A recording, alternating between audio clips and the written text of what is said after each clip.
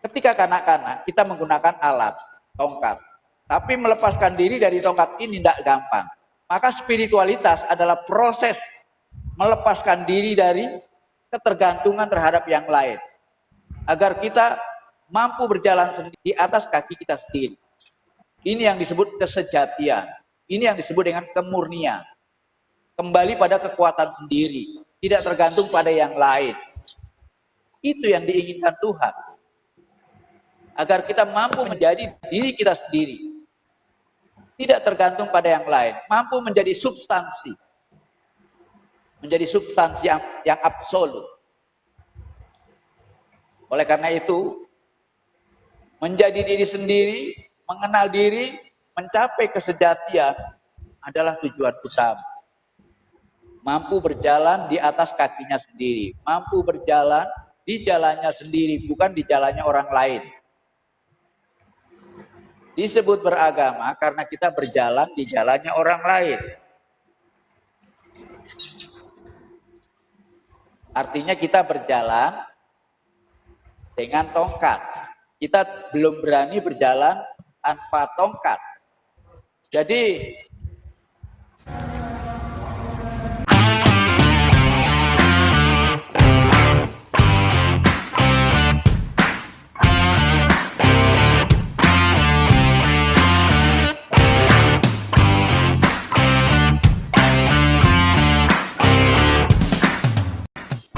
salam satu hati, para tandapan di mana saja berada.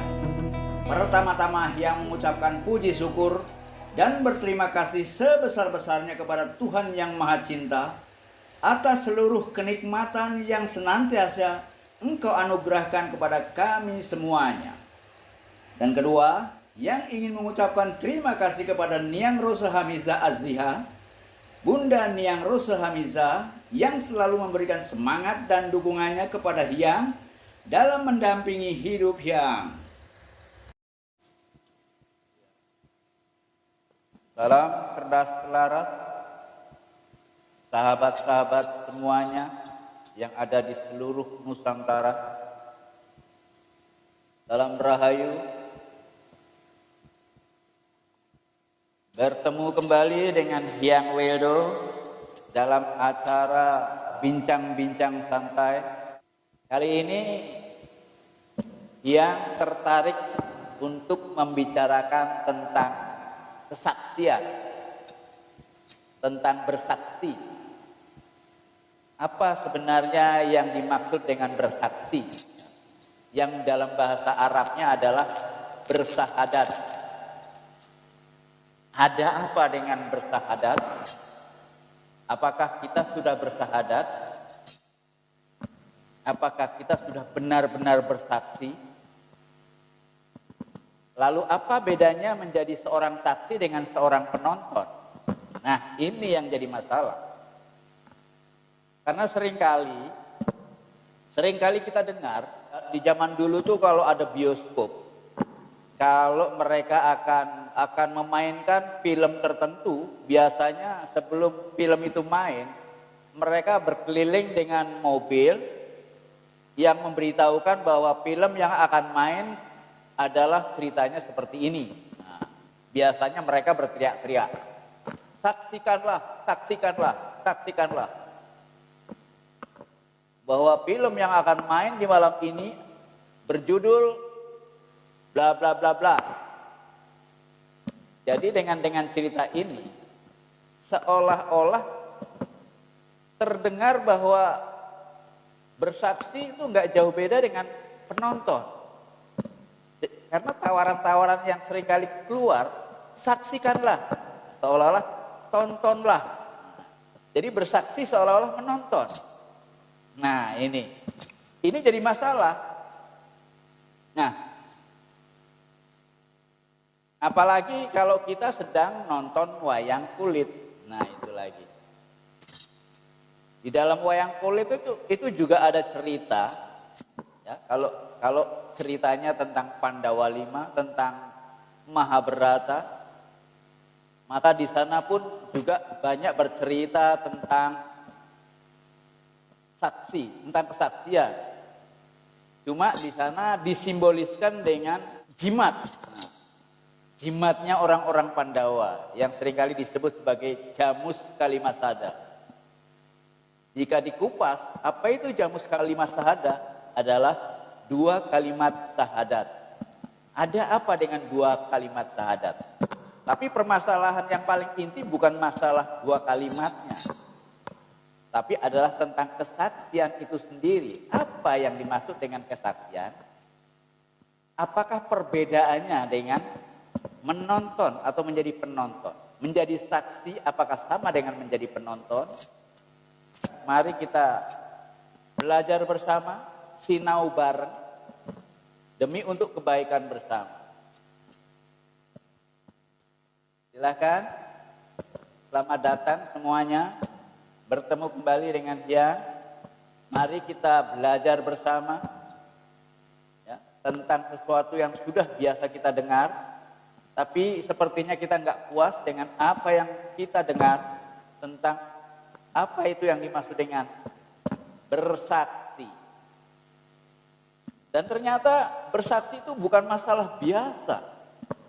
Dia masalah yang sangat substansial. Sehingga di dalam Islam, kalau kita mau masuk ke agama Islam, merupakan syarat pertama yang harus dilakukan orang pada saat dia masuk ke dalam agama Islam. Nah, ini suatu pertanda bahwa bersahadat ternyata sangat penting dan substansial. Namun banyak orang tidak tahu di mana substansialnya bersahadat itu. Banyak orang yang tidak tahu di mana keunggulan daripada bersahadat atau bersaksi. Nah, di sini. Monggo, bagi siapa saja yang ingin berbagi pengetahuan dan pengalaman tentang kesaksian, tentang saksi, bisa naik ke atas. Salam Rahayu. Dan seringkali pula jika ada orang, ya, kalau dia mengalami sakit atau katakanlah dia masuk ke dalam satu perguruan, kemudian dia mengamalkan sesuatu, kemudian dia mendapatkan pengalaman, maka biasanya orang-orang yang sudah masuk ke sana disuruh memberikan kesaksian. Selamat datang Mas Herman, silahkan. Monggo kita berbincang-bincang santai. Rahayu dari Karawang, Jawa Barat. Rahayu, yang. Rahayu. Ayo, ya, gimana yang? Ada suara saya deh yang. Ya. Kecil suara saya sudah. Suara saya terdengar belum di yang? Ya, dengar. Rahayu. Rahayu ya. Iya, Karawang, Jawa Barat. Karawang, Jawa Barat. Iya. Herman ya. Herman ya. Bentar yang saya pakai belangkon dulu. Karawang, Jawa Barat. Ya.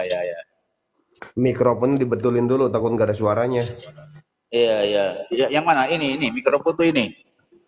Iya. Tapi udah jelas kok suara yang di saya. Ya, jelas suaranya. Oke, ya jelas. Saya on cam dulu ya, buka kamera.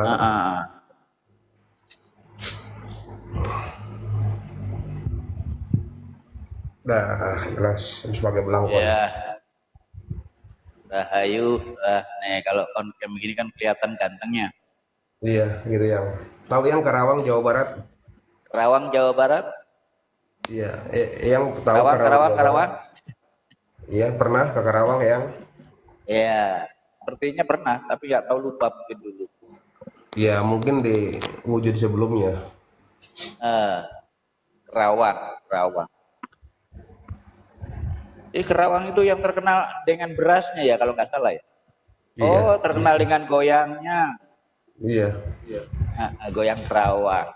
Ya itu yang pernah tinggal di Karawang nggak? Yang Weldo pernah tinggal di Karawang nggak? Nggak tahu juga, lupa gitu. Iya. Tapi kalau menurut saya pernah di pinggiran ya, mungkin aja yang pernah ke Bandung, pernah ke kuliah di Bandung, pernah ke Warung Kiara. Kemana yang Kiara? Warung Kiara. Itu desa saya tuh. Ya, yang pernah tinggal di situ di Karawang gitu ya. Bekasi. Mungkin saja. Karena Gitu. dulu yang di Jakarta, yang ini kelahiran Jakarta, Mm-mm. numpang lahir di sana. Lahirnya di Jakarta, Jakarta Utara, Selatan, apa mana? Yang itu lahirnya di Cibiset dulu. Itu masuknya Jakarta mana yang? Tahu Cibiset? Kurang tahu. Waduh, berarti orang baru. Dulu namanya Cibiset. Nah, kemudian diganti jadi Cipto Mangunkusumo. Oh iya, Rumah Sakit Cipto, tahu. Iya, di zamannya Bung Karno namanya Cibiset. Cibizen ya. Cibiset itu nama Hmm. Belanda, peninggalan Belanda. Iya, iya, iya. Hmm. Gimana nih? Gimana? Tema Ya, yang ya. sedang yang ingin bicarakan Ya itu kan adalah tema tentang yang sahadat. pernah minggu kemarin saya tanyakan ke Eyang. Nah, itu Membahas. dia. Iya, makanya kok dibahas sekarang. Makanya saya tamu pertama ini. Nah, itu Gitu. dia. Makanya Mas Herman boleh bertanya atau Iya, boleh memberikan masalah gitu. atau Iya, boleh memberikan informasi atau sedikit cerita tentang sahadat atau pengalaman tentang apa itu sahadat. iya Tapi kalau pengalaman. kita ini berbicara di wilayah spiritualitas, Iya. bukan di wilayah agama. Ya, ya apa yang sering yang ucapkan itu ya menyerap gitu ke dalam diri saya ya ya saya Iya. itu yang saya pelajari hanya bersaksi aja dari yang itu. Jadi yang namanya Betul. saksi itu harus mendengar, melihat, mengalami baru bisa diterima kesaksiannya.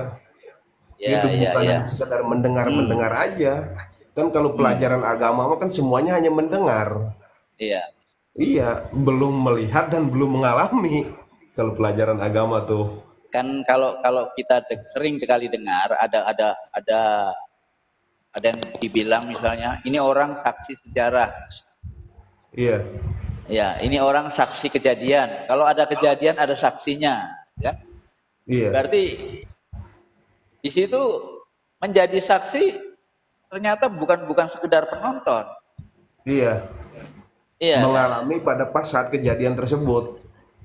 Coba kalau penonton bisa saja suatu kejadian orang lain hanya menonton, tapi yang diambil sebagai saksi dia Iya, mengetahui lebih dari sekedar dari penonton, iya.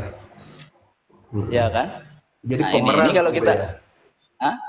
Pemerannya langsung, bukan penonton. Iya. Iya, Dan ternyata menjadi saksi itu tidak sesederhana itu. iya, Dia sesuatu yang substansial. Cuma banyak orang yang tidak memahami iya, bagaimana substansialnya apa yang kita lakukan dengan bersaksi. Nah iya, ini. Sehingga kenapa kok dalam agama tertentu kalau kita mau masuk ke dalam agama itu kita harus bersaksi dahulu.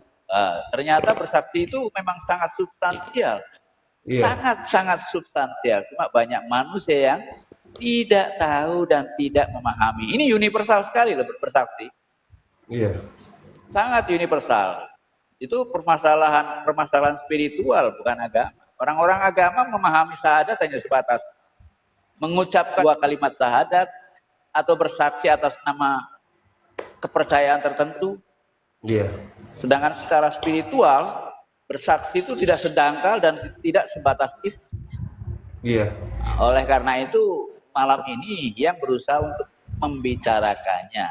iya, Tapi kalau berbicara sendiri kan kurang asik nih. Kalau ada iya, lawannya kan. Nah, iya betul. Iya, emang berdasarkan yang saya ketahui gitu, yang namanya bersaksi itu iya, harusnya iya. mendengar, melihat, mengalami gitu. Dan tentu saja dalam masalah ini kita nggak bicara masalah ayat. Iya, Ini enggak. masalah spiritual ini. Kita Ayatnya bisa. boleh dicari sendiri nanti, Iya, ya. gitu. Karena kita ini membicarakan syahadat bukan dalam pengertian yang sempit, Iya. dia Yang universal. universal. Dia bukan milik agama tertentu atau penganut tertentu. Hanya Iya, kebetulan bahasa Arabnya itu syahadat, bersahadat. iya, Tapi pengertian bersahadat adalah bersaksi. Nah, iya, bersaksi. Jadi yang apa itu disaksikan tuh kalau bersaksi? Jadi orang yang sudah bersaksi berarti dia disebut sebagai seorang saksi. Iya, yang melihat langsung.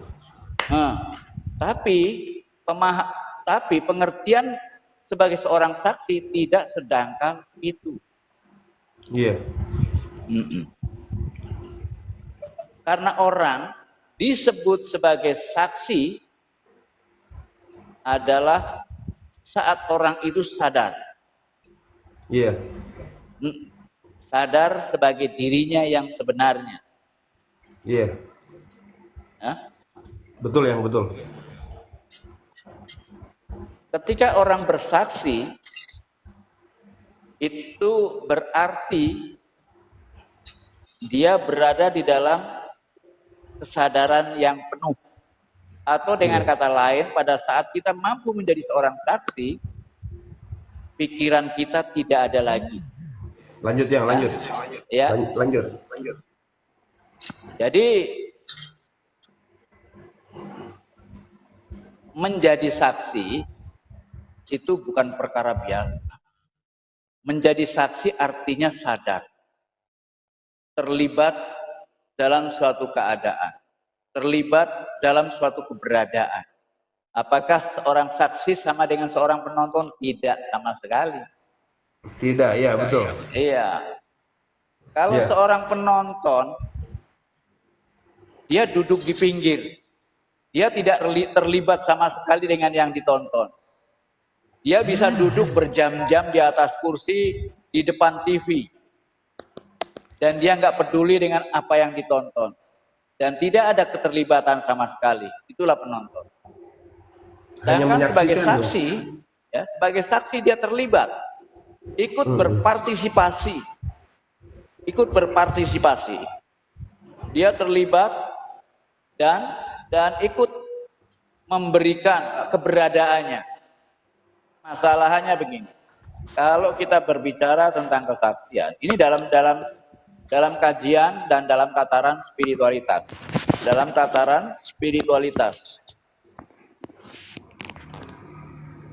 Karena ketika seseorang menjadi saksi, ya, ketika seseorang ingin bersaksi, berarti dia siap untuk menjadi saksi. Iya. Ada yang ketakutan di dalam diri kita. Pikiran kita akan mengalami ketakutan. Karena pada saat kita bersaksi, pikiran itu akan menghilang. Kita tidak lagi membutuhkan adanya pikiran. Iya. Karena pada saat manusia ada di dalam pikirannya, berarti manusia itu sedang bermimpi.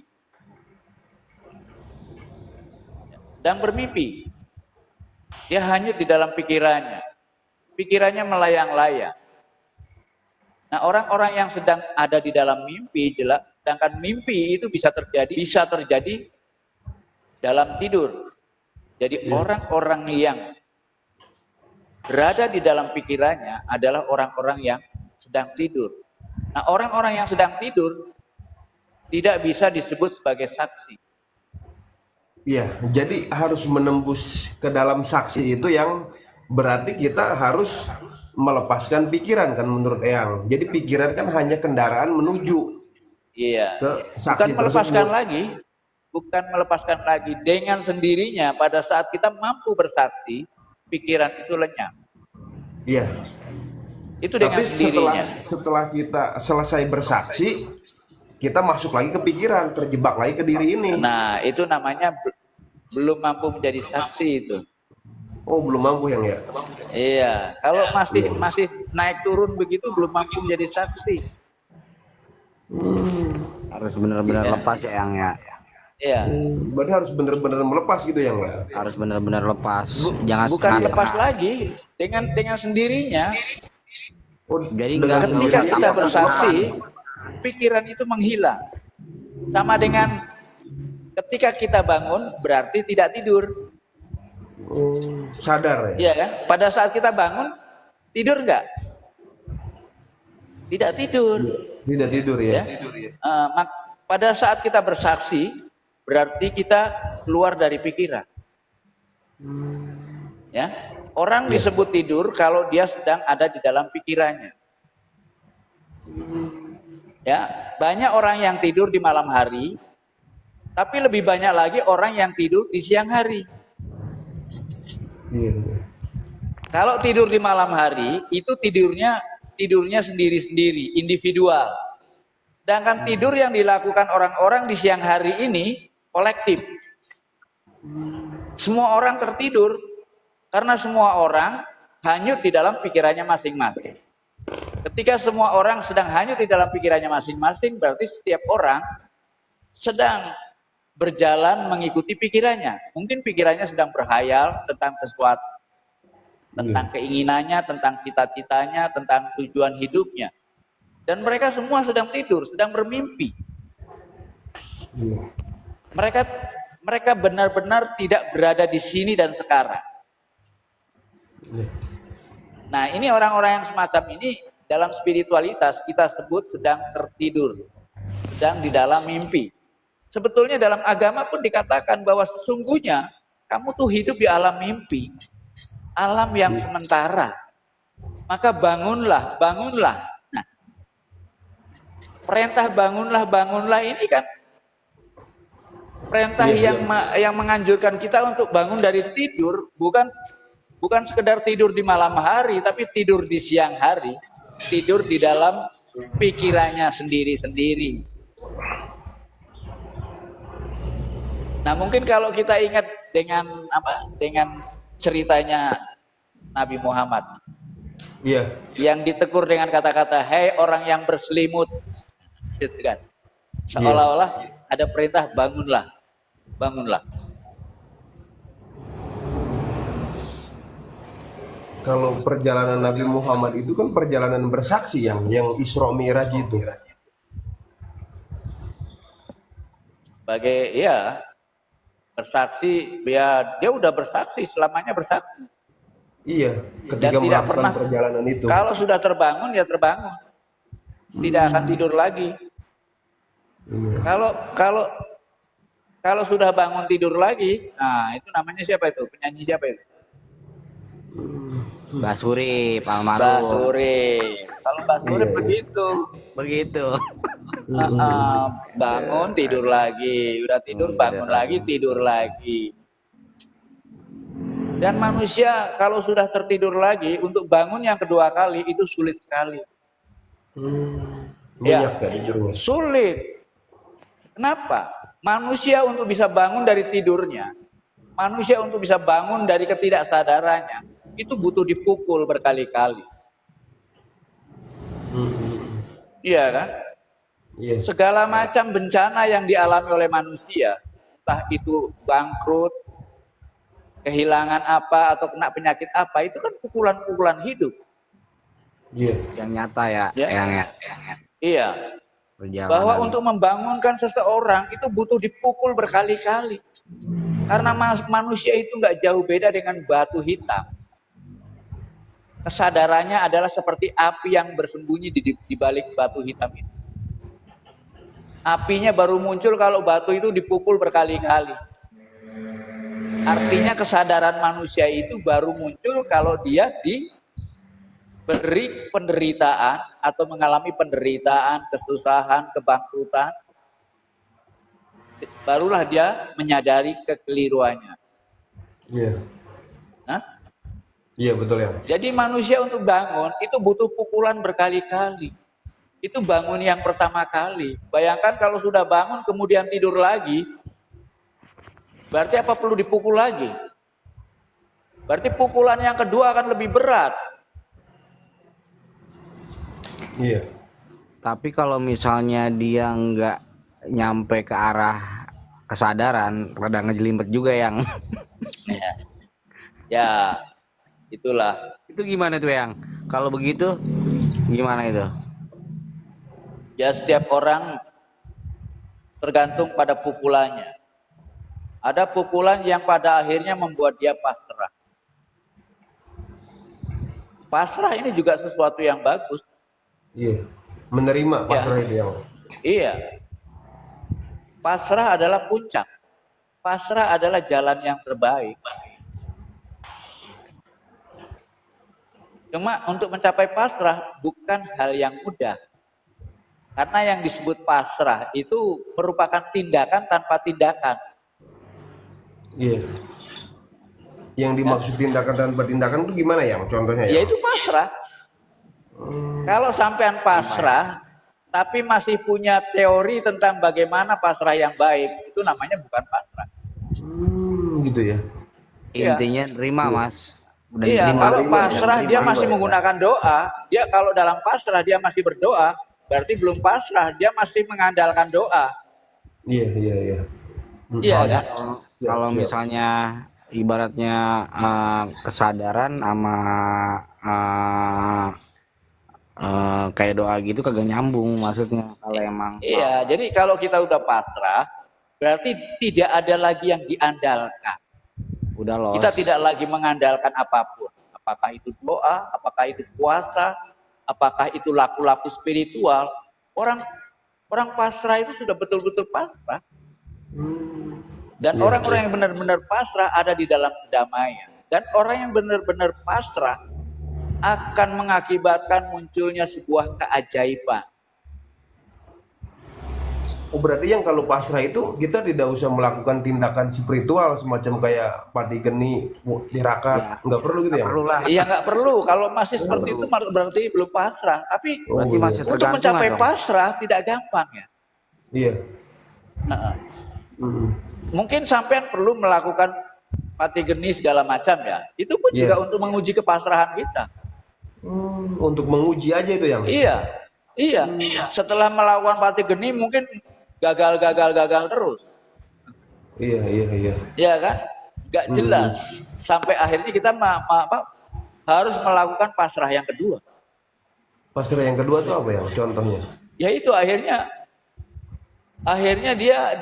tetap menjalankan suatu laku tapi tanpa berharap apa-apa. Itu pasrah yang kedua ya? Iya. Iya, iya. Paham. Karena tidak ada jalan lagi dan dia tidak tahu jalan apa. Maka yang dia lakukan adalah melakukan yang terbaik tapi tanpa berharap apa-apa. Iya, iya. Siap. Dan dia hanya pasrah pada Tuhan. Bahwa kalau memang hidupku ini tidak berguna, lebih baik kembalikan saja aku. Iya. Iya kan? Iya. Kalau hidupku masih ada gunanya, ya engkau lebih tahu bagaimana seharusnya apa yang bisa aku lakukan. Iya. Ini kalau Itu. misalnya yang paham spiritual ini dalam. Ya, Kajian ini dalam luar biasa. Gitu. Oke. Cuman kalau yang paham, kalau yang masuk ya mencerna apa dalam isi omongan ini luar biasa. Alhamdulillah saya ibaratnya kita bisa silaturahmi, ibaratnya bisa langsung dipandu, ada pembelajaran buat mengaji, dikaji. Gitu kan ada kajian. Ini luar biasa, dahsyat. Tapi kalau yang paham, maaf, kalau yang nggak paham mungkin rada aneh. Pasti bertolak belakang, ujung-ujungnya pasti capek. Begitulah. Oleh karena itu, yang mewanti-wanti, ya ini semacam disclaimer ya, bahwa untuk mengikuti kajian-kajian spiritualitas tidak dibutuhkan pikiran. Iya. Ya. Karena yang membutuhkan kajian spiritualitas ini adalah hati kita, bukan pikiran kita. Tujuan spiritualitas adalah bagaimana kita melepaskan diri dari kungkungan pikiran. Iya. Melepaskan diri dari penjajahan pikiran. Melepaskan diri dari perbudakan pikiran terhadap kita. Kalau pencerahan ini didengarkan oleh pikiran, maka pikiran kita akan semakin cerdas, semakin kuat, dan semakin sulit kita melepaskan diri dari penjajahannya, dari perbudakannya. Iya. Jadi bagaimana caranya kita mendengar pencerahan? Maka dengarkanlah pencerahan dengan hatimu, bukan dengan pikiran. Jangan paksakan diri untuk memahaminya. Ketika kita memaksakan diri untuk memahaminya, berarti itu yang membutuhkan adalah pikiran. Iya. Karena hati kita nggak butuh pemahaman. Iya. Ya, cukup dengarkan dengan keterbukaan, tanpa bertanya sedikit pun. Ketika kita bertanya, maka itulah pikiran yang bertanya. Karena hati nggak pernah bertanya. Hati hanya bisa menerima. Tapi seringkali pikiran mengganggu apa yang seharusnya diterima oleh hati, dirampok oleh pikiran.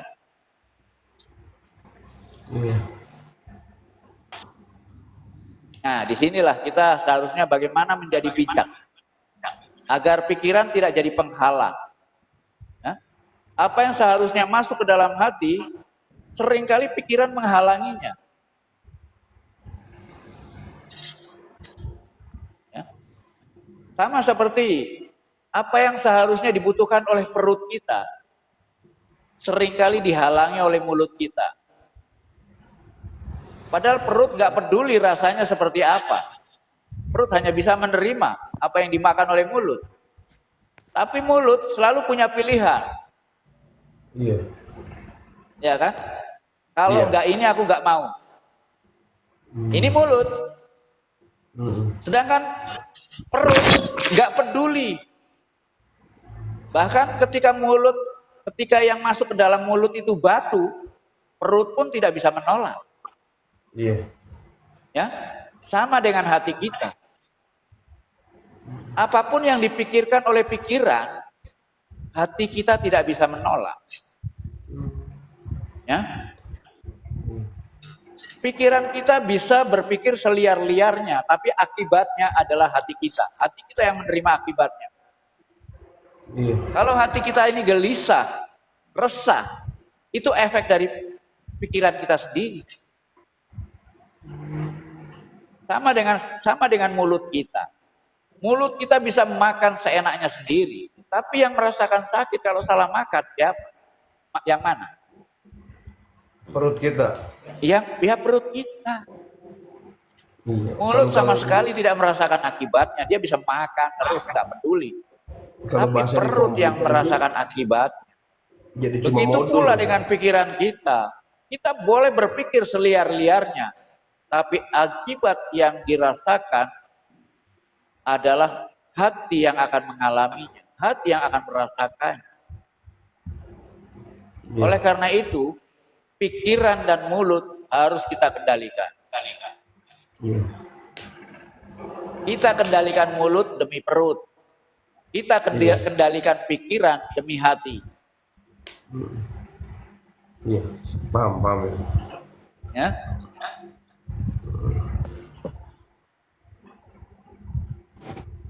Tapi ini ada yang komen, tapi jangan diremehkan pikiran. Wah. Ya jelas. Pikiran tetap dia sesuatu yang mengganggu. Iya. Ya. Bagaimanapun pikiran tetap sebagai pengganggu. Nah, apalagi pikiran-pikiran yang mentah semakin mengganggu. Oleh karena itu kebutuhan pikiran pun harus kita penuhi. Kebutuhan pikiran adalah ilmu pengetahuan. Nah, kalau orang ilmu pengetahuannya terbatas, pikirannya akan semakin membatasi. Apa yang dibutuhkan pikiran adalah seluruh ilmu pengetahuan, bukan hanya agama, bukan hanya ilmu biologi saja, bukan hanya ilmu neuroscience saja, bukan hanya satu ilmu saja. Seluruh ilmu yang ada, yang berpijak pada kenyataan, itu harus kita serap. Itu kebutuhan pikiran, agar pikiran ini tidak menjadi bodoh. Kalau pikiran bodoh akan mengganggu kita. Dan yang lebih penting lagi adalah kemampuan kita mengendalikan pikiran. Sebodoh-bodohnya pikiran, kalau kita tidak bisa mengendalikan, maka dia akan memperbudak kita.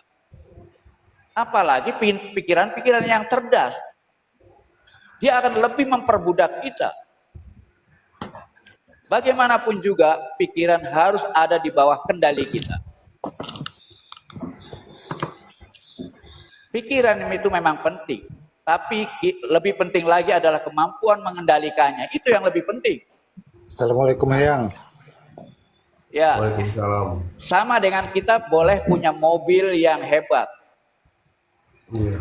Ya, tapi kemampuan untuk mengendalikan mobil itu lebih penting. Kita boleh bebas punya mobil yang hebat macam apa saja, itu penting. Tapi kalau kemampuan mengendalikan tidak ada, apa artinya mobil? Hanya membuat bahaya. Begitu pula pikiran. Iya. Pikiran pun harus dikendalikan. Dia penting. Tapi kalau kita tidak bisa mengendalikannya, dia adalah setan. Dia adalah iblis. Dan orang yang terkungkung oleh pikirannya adalah budak iblis, budak setan. Iya. Betul, betul. Ya. Oke, Yang, saya mau bertanya, Yang. Iya, silahkan. Ya, tadi kan perjalanannya kan saksi ya. Itu Iya. kan yang saya tanyakan, cara menuju saksi itu apakah harus melewati 4 tahapan? Tahapannya itu seperti tahapan anak-anak, remaja, dewasa, tua, agar bisa Iya. menuju ke arah saksi. Mohon dijelaskan, Iya. Yang. Mm-mm. Kalau di masa kanak-kanak, semua yang kita ketahui adalah merupakan pengetahuan-pengetahuan yang sangat sederhana. Dia bersifat konseptual. Ya. Apa yang kita dapatkan di masa kanak-kanak semuanya hanyalah dogma, hanyalah kata-kata. Apapun yang kita ketahui di wilayah ini hanya kata-kata, hanya dogma, hanya nama, bukan yang sebenarnya. Maka orang-orang yang masih ada dalam posisi seperti ini betul-betul dalam keadaan seperti batu. Ya, tahu batu? Batu tuh gimana ya? Ya. Benda Oleh mati, karena ya, itu, Bang. dia seperti batu mati. Iya, benda mati, batu. Ya. Nah, oleh karena itu agar kita mampu bebas dari kegelapan batu ini, dibutuhkan panca indera dan pikiran. Tapi pikiran ini hanya sekedar mesin kosong. Ya, dia hanya mesin yang tidak berguna kalau kita tidak bisa kalau kita tidak bisa memberikan makan pada pikiran. Makanannya adalah ilmu pengetahuan atau data-data minimal. Data-data. Ya. Kalau pikiran ini tidak data-data yang didapatkan oleh pikiran tergantung pada orang-orang yang ada di sekitarnya, tergantung pada siapa yang memelihara bayi itu. Iya. Kalau sang bayi dipelihara oleh monyet, maka data-data yang didapat oleh seorang bayi ya dari monyet. Pendidikan monyet lah. Dan dia tidak bisa apa-apa, dia hanya bisa menjadi monyet. Iya. Tapi kalau dia dipelihara sama manusia, baru dia akan menjadi manusia. Ya. Nah, data-data yang masuk ke dalam pikirannya jelas tergantung pada orang tuanya. Kalau orang tuanya Kristen, maka data yang masuk Kristen. Kalau orang tuanya Islam, data yang masuk Islam. Ya. Yang Berarti membuat masuk manusia tahapan berbeda anak-anak, ya? satu dengan yang lainnya adalah pikiran. Data-data yang Pikiran. masuk. Data Karena anak-anak, ya. pikiran ini sangat tergantung pada data. Kita mendapatkan data dari berbagai macam, tapi data pertama yang kita dapatkan dari orang tua itu sangat menentukan. Sangat menentukan. Kalau data yang kita peroleh dari Islam, maka anak-anak yang penuh dengan data-data Islam, dia akan menolak pengetahuan-pengetahuan lain yang datanya dari orang-orang yang bukan Islam. Iya, betul ya. Iya, kan? Rayu ya. Berarti data-data pertama ini sangat menentukan dia. Menentukan untuk menerima atau tidak pengetahuan-pengetahuan yang akan datang kemudian. Kalau pengetahuan-pengetahuan, informasi-informasi, data-data yang datang kemudian itu menentang data-data pertamanya akan ditolak. Iya, betul. Ya, akan ditolak. Berarti itu masa Oleh kanak-kanak karena ya? itu, iya, ini yang disebut sebagai keyakinan kanak-kanak. Iya, iya. Oleh karena itu semua orang nggak peduli dia percaya Tuhan atau tidak, semuanya punya agama, semuanya punya keyakinan yang terbentuk di masa kanak-kanaknya.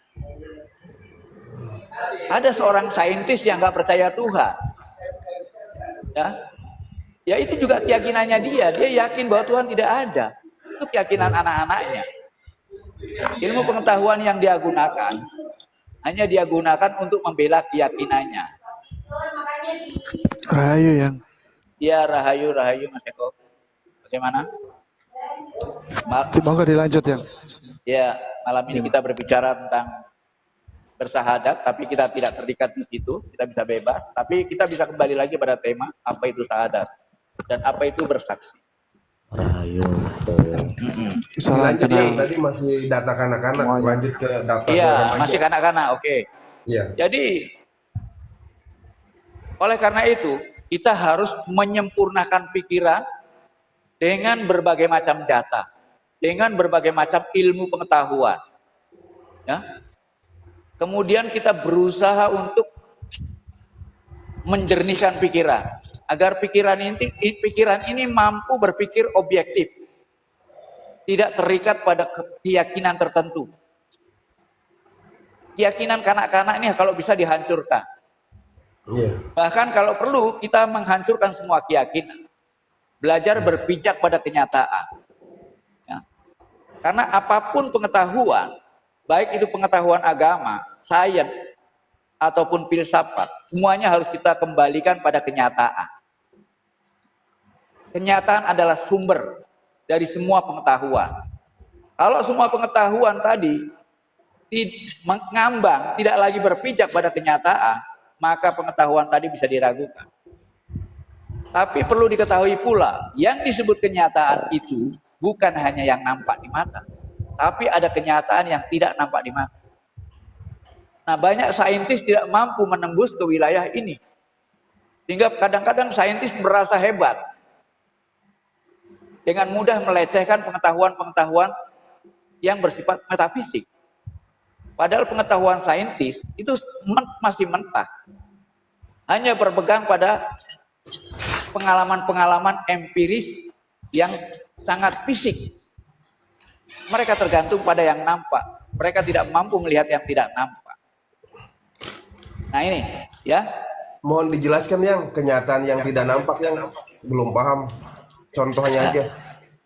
Ya mungkin kalau kenyataan yang tidak nampak adalah misalnya ruh. Ya. Iya, iya. Bahkan yang disebut kenyataan, yang nampak ini bukan kenyataan. Ya, ada perbedaan. Yang nampak ini bukan kenyataan, karena yang nampak itu berubah-ubah, sedangkan kenyataan itu tidak ada perubahan.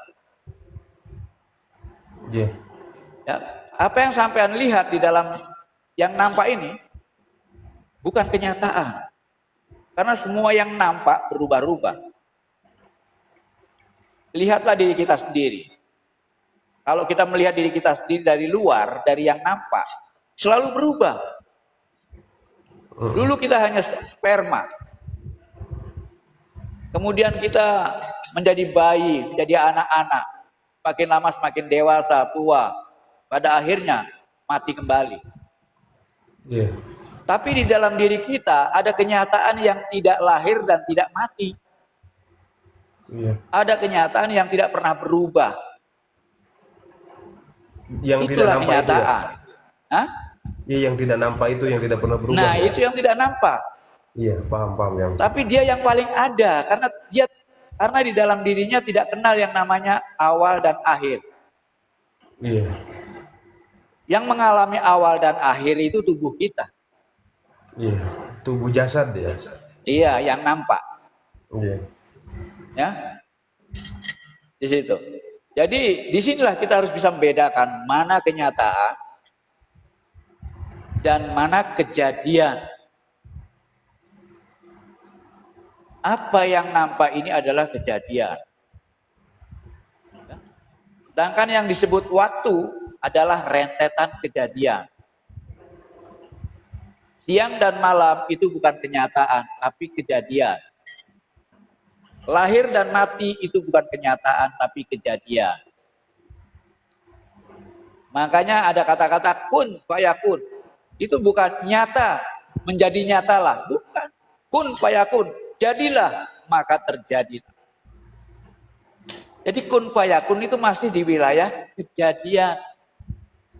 Bukan kenyataan.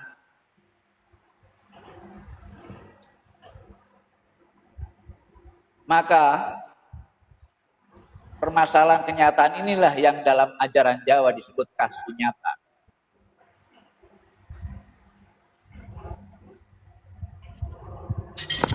Lanjut ke tahap kedua yang setelah kanak-kanak Ya, yang. oke. Setelah itu, jadi di waktu kanak-kanak, di mana kita belum mempunyai pengetahuan apa-apa, tapi kita butuh pengetahuan untuk menjalani kehidupan. Maka pengetahuan yang diperoleh di masa kanak-kanak itu sangat sederhana. Semua pengetahuan yang kita peroleh di masa kanak-kanak itu hanya pengetahuan darurat. Pengetahuan yang untuk pertolongan pertama bagi anak-anak manusia. Nah, pengetahuan ini jangan dipegang sampai tua. Pengetahuan darurat ini pada waktunya harus kita lepaskan. Nah, pengetahuan yang kita peroleh di masa kanak-kanak inilah yang disebut sebagai agama, sebagai tuntunan pertama. Sama seperti anak-anak, ya. Pada waktu anak manusia ini ketika lahir tidak mampu berjalan, semuanya merangkak. Kalau tidak dididik atau dituntun oleh para orang tua, bayi manusia tidak akan bisa berdiri. Dia akan merangkak terus. Nah, apabila dia dididik oleh anjing, dididik oleh monyet, maka dia mungkin akan merangkak terus. Dia tak kenal dengan berdiri. Jadi mengajari manusia untuk bisa berdiri ini nggak gampang, dibutuhkan tuntunan, ya. Maka tuntunan pertama ini yang disebut agama. Jadi tuntunan adalah mengajari manusia itu untuk bisa berdiri sendiri, berjalan di kakinya sendiri. Nah, kalau anak ini sudah mampu berdiri, berjalan di kakinya sendiri, apa dia harus dituntut terus? Apakah dia harus pakai tongkat terus? Harus bisa dia mandiri. Harus kita ya? lepaskan. Kalau kita sudah mampu berdiri, berjalan sendiri, kemudian kita masih dituntun, ini akan menghalangi kita. Kita nggak bisa berlari nanti. Gara-gara masih dituntun terus. Agama itu sebagai tuntunan pertama yang menolong kita untuk bisa berjalan, agar bisa berjalan di kaki kita sendiri. Kalau kita sudah mampu berjalan di atas kaki kita sendiri, lepaskan semua tongkat, lepaskan semua tuntunan, berjalanlah di kakimu sendiri, jadilah dirimu sendiri. Nah, banyak orang-orang yang terjebak, padahal usia sudah 60 tahun, tapi masih pakai tongkat. Masih kanak-kanak kan? Masih kanak-kanak. Nah, tongkatnya anak-anak dengan tongkatnya orang tua beda nih. Kalau tongkatnya orang tua udah kebanyakan asam urat. Iya. Nah, ini tongkatnya anak-anak. Masih dipegang sampai tua. Lanjut yang ke tahap kedua yang remaja. Iya, iya. Nah, maka tahap kedua, ketiga adalah bagaimana mengupayakan anak, ya, agar dia melepaskan diri dari tuntunan daruratnya. Iya. Karena melepaskan tongkat itu gampang. Kalau kita sudah bisa berjalan, sebelumnya kita menggunakan tongkat. Mungkin kalau kita sudah bisa berjalan, kita bisa melempar tongkat itu dengan gampang. Iya. Tapi masalahnya yang menjadi tongkat adalah sebuah keyakinan. Keyakinan yang sudah terserap dalam kehidupan kita. Bagaimana, dan tidak gampang melemparkan keyakinan. Tidak gampang melepaskan sebuah keyakinan. Bahkan ketika kita menghina keyakinan seseorang, bisa terjadi berbunuhan satu dengan yang lain. Iya. Iya kan? Dan ternyata betul, ya. melepaskan keyakinan itu tidak mudah. Bahkan orang berani membunuh hanya karena ingin mempertahankan keyakinannya. Iya. Padahal keyakinan tadi hanya pertolongan pertama. Agar kita mampu bisa berjalan sendiri. Ya. Jadi orang, ketika kanak-kanak kita menggunakan alat, tongkat. Tapi melepaskan diri dari tongkat ini tidak gampang. Maka spiritualitas adalah proses melepaskan diri dari ketergantungan terhadap yang lain. Agar kita mampu berjalan sendiri di atas kaki kita sendiri. Ini yang disebut kesejatian. Ini yang disebut dengan kemurnian. Kembali pada kekuatan sendiri, tidak tergantung pada yang lain. Itu yang diinginkan Tuhan. Agar kita mampu menjadi diri kita sendiri. Tidak tergantung pada yang lain, mampu menjadi substansi. Menjadi substansi yang absolut. Oleh karena itu, menjadi diri sendiri, mengenal diri, mencapai kesejatian adalah tujuan utama. Mampu berjalan di atas kakinya sendiri, mampu berjalan di jalannya sendiri, bukan di jalannya orang lain. Disebut beragama karena kita berjalan di jalannya orang lain. Artinya kita berjalan dengan tongkat.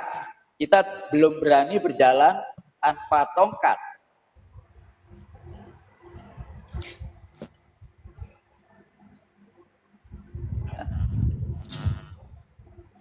Jadi ini merupakan forum spiritualitas, bukan forum agama.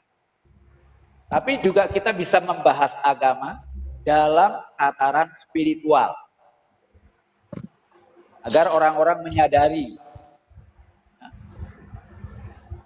di mana batasan-batasan agama. Sehingga kita tahu fungsi agama itu sampai batas mana. Jadi kita harus sampai pada tingkat kesejatian. Nah, di tingkat inilah kita mampu menjadi saksi. Mampu menjadi diri sendiri, artinya dia mampu menjadi saksi. Menjadi bersaksi di tingkat ini adalah menjadi saksi yang sebenarnya. Adalah orang-orang yang sudah bebas dari ketergantungannya terhadap pikiran. Pikiran tidak dibutuhkan lagi.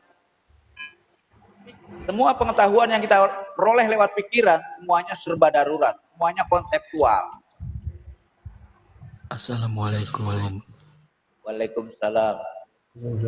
Waalaikumsalam. Waalaikumsalam.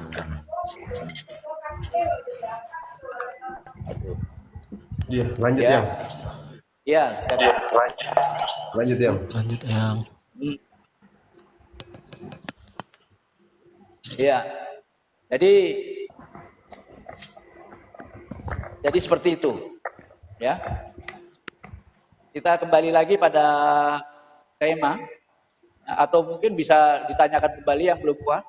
Tema kita sebetulnya adalah mempermasalahkan apa itu yang disebut dengan bersaksi. Bagaimana menjadi saksi? Apakah menjadi seorang saksi itu sama dengan seorang penonton? Karena seringkali kita memahami pemahaman tentang saksi atau saksikanlah, sehingga orang-orang yang menyaksikan itu gak jauh beda dengan orang-orang yang melihat atau menonton. Dan lagi pula seringkali kita juga mengatakan aku bersaksi. Padahal yang dia lakukan belum bersaksi, baru mengucapkan kesaksian. Nah, kalau baru mengucapkan kesaksian itu memang untuk anak-anak. Iya. Ya, untuk anak-anak. Sedangkan kesaksian yang dilakukan dengan benar-benar adalah ketika kita sudah mencapai di tingkat yang tertinggi. Kalau dalam agama itu yang disebut dengan makrifat. Itu orang Islam disebutnya makrifat. Tua ya Yang. Iya, tingkat tua. Kalau dalam istilahnya ya, itu di tingkat tua, masa tua. Ya obrolan tadi dinaikin aja Yang. Tadi kan baru kanak-kanak, beralih ke tahap 2 remaja, dewasa sampai tua ya. Biar tuntas. Remaja kan sudah tadi ya. Oh sudah ya. Di tingkat Iya, remaja, di tingkat pertama kita mendapatkan pengetahuan konseptual itu sebagai bimbingan pertama. Iya. Di situ kita hanya tahu nama. Di Iya. tingkat kedua kita berusaha untuk menerapkan, ya. Di tingkat dua kita berusaha untuk menerapkan. Dan di tingkat kedua, ketika kita di masa remaja, ya, kita mulai bersosialisasi, kita bertemu dengan orang lain, dengan pikiran yang lain. Nah, di sana terjadi tabrakan.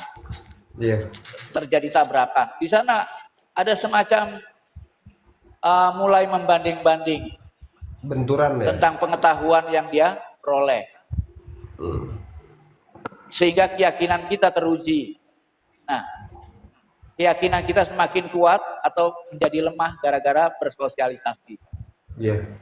Nah, kemudian di tingkat kedua, ya, keyakinan pun berubah-ubah ya. Keyakinan anak-anak, keyakinan remaja, keyakinan dewasa, keyakinan tua itu berubah-ubah. Iya.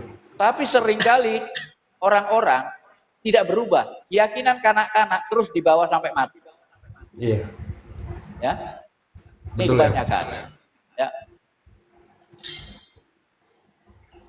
Sedangkan keyakinan setiap masa itu keyakinan selalu berubah. Ya. Keyakinan anak-anak itu dibentuk oleh ketakutan.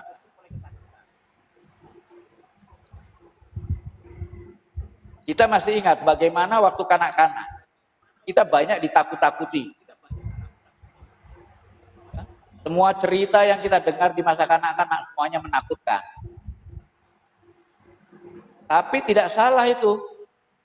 Karena yang namanya anak-anak itu butuh diberitahukan mana yang berbahaya dan mana yang tidak. Butuh ditakut-takuti. Kalau anak-anak tidak diberi ketakutan, bisa keluyuran kemana-mana, bisa berbahaya. Karena bahaya bisa mengancam dia di mana saja. Karena yang namanya anak manusia itu lemah pikirannya, lemah tulangnya, lemah tenaganya, lemah pengetahuannya, lemah pengalamannya. Sehingga banyak bahaya yang bisa mengancam. Maka untuk menjaga anak-anak ya hanya dengan ditakut-takuti. Maka agama yang datang di masa kanak-kanak hanya melulu isinya doktrin-doktrin yang menakutkan. Maka keyakinan di tingkat anak-anak itu dibangun oleh ketakutan.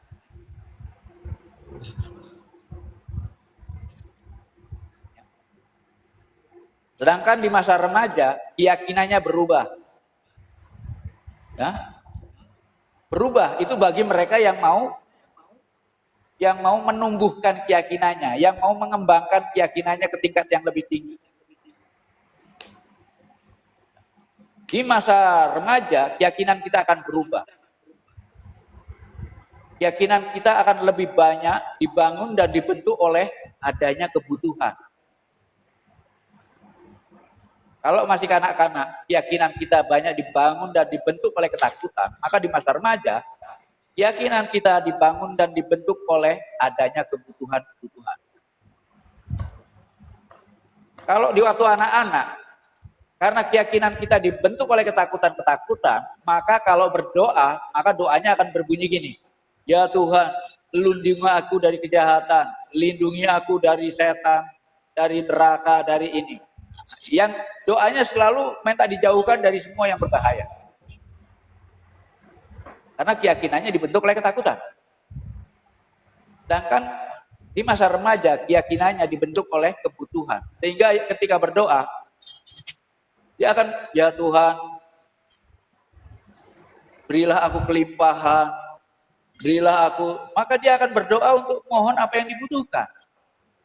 Dia tidak lagi menyebutkan apa yang harus ditakuti.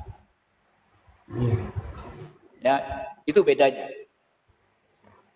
Jadi keyakinan ini terbangun berbeda-beda pada setiap masa. Begitu pula pada saat manusia itu menjadi dewasa. Ketika manusia menjadi dewasa, dia sudah mampu bersosialisasi. Ketika dia dewasa belajar mandiri, belajar sendiri, lepas dari orang tua, lepas dari keluarga. Yang selama ini dia ketahui tentang segalanya itu masih dogma, maka ketika dewasa dia mulai membuktikan sendiri apa itu yang disebut kehidupan. Maka maka keyakinan yang terbangun di masa dewasa, dia dibangun berdasarkan pengalaman. Dia dibangun berdasarkan pengetahuan, pengalaman dan pengetahuan. Keyakinannya lebih tergantung pengalaman dan pengetahuannya, lebih mengarahkan kemana? Mengarahkan dia kepada tidak percaya adanya Tuhan atau semakin percaya pada Tuhan.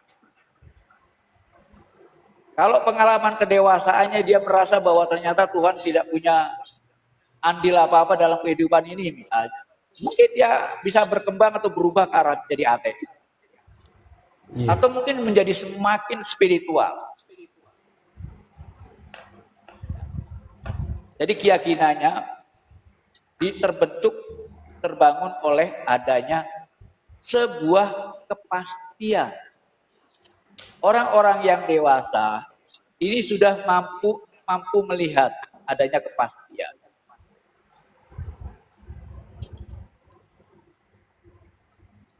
Dia sudah tahu bagaimana orang yang gagal, bagaimana orang yang berhasil. Orang yang gagal tuh seperti ini dan orang yang berhasil seperti ini. Jadi keyakinannya sudah beda.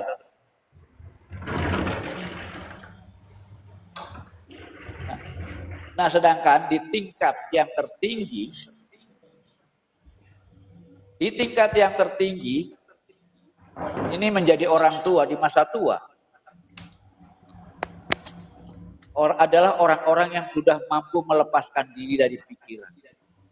Berarti orang di tingkat ini tidak lagi punya keyakinan. Karena semua keyakinan adalah merupakan bentukan dari pikiran. Bentukan dari pengetahuan dan pengalaman. Orang-orang di tingkat spiritualitas, dia sudah mampu melihat kenyataan sebagaimana kenyataan itu adanya. Dia tidak lagi membutuhkan keyakinan apapun. Orang-orang di tingkat ini sudah mampu melakukan sesuatu. Kalau di tingkat makrifat, di tingkat sebelumnya, orang masih punya keyakinan bahwa nanti akan hujan atau tidak. Ya, wah ini pasti nanti akan hujan. Oh ini nanti tidak akan hujan. Apapun yang dia katakan berdasarkan keyakinan. Tapi orang-orang di tingkat yang paling atas, di tingkat makrifat, dia tidak lagi butuh keyakinan-keyakinan itu. Dia akan mengatakan bahwa sekalipun mendung, aku bisa bikin terang. Sekalipun terang, aku bisa bikin hujan. Ini tingkat spiritualitas. Dia tidak butuh keyakinan lagi. Dia bisa menentukan.